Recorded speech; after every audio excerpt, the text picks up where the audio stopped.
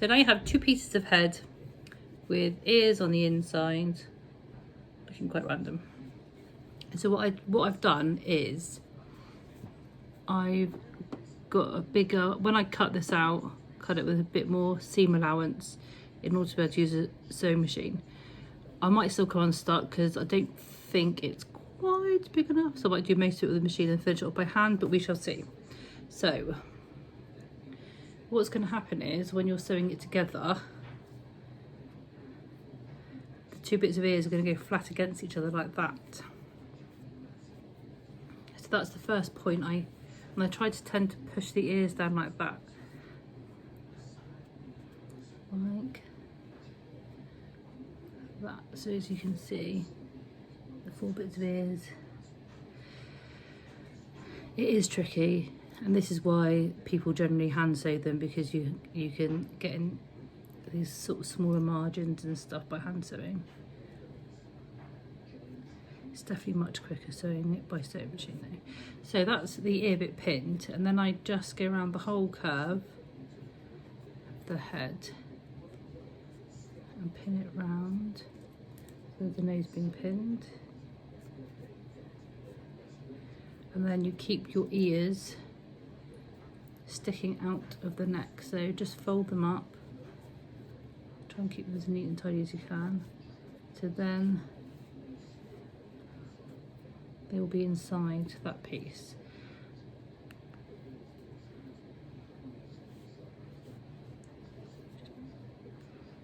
Keep it all in place. I didn't change the size of the ears, obviously, I just changed the seam allowance on the head. We shall see if I've done it enough. Okay, so when I'm sewing it, I start from this side.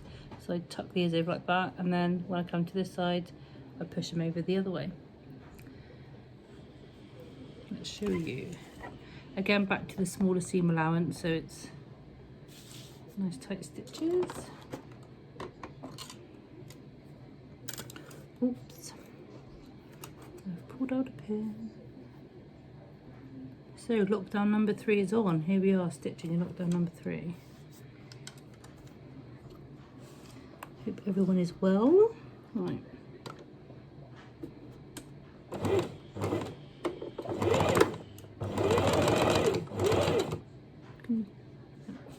Pull over just a little bit closer to you. Right, so just follow your seam line round.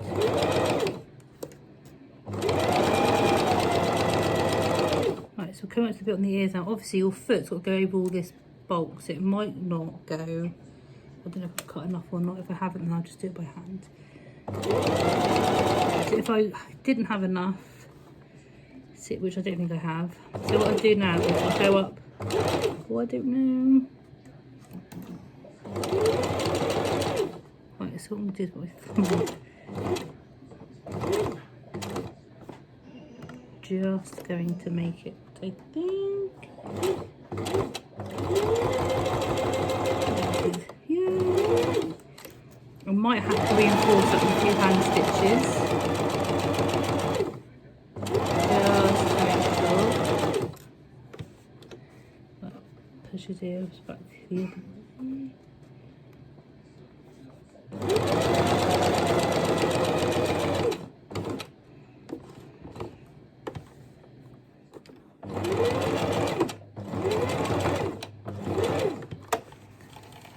Let's have a look.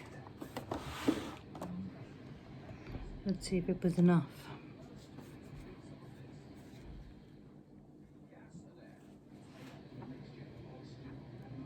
Yay! Anyway, I've done it.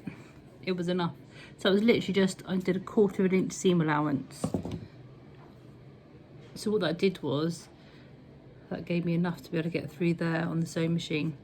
So this is a bit easier to turn because we've got the ears to put on.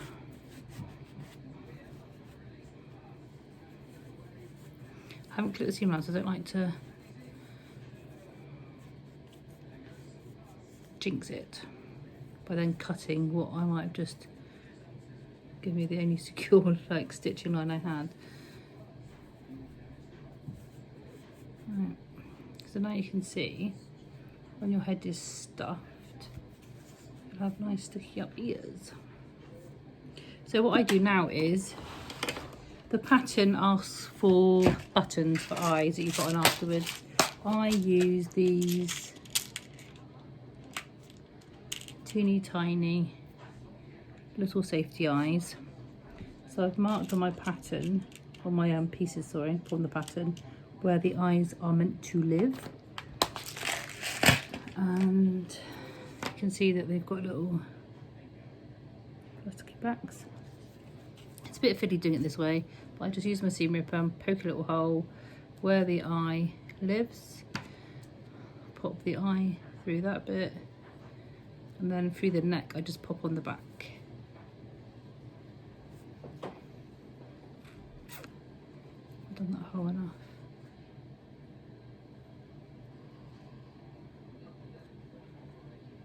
Oh, where is it?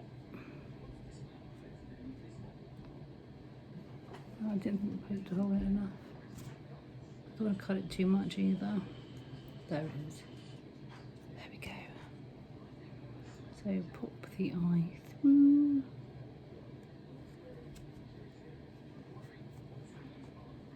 And put the safety back on.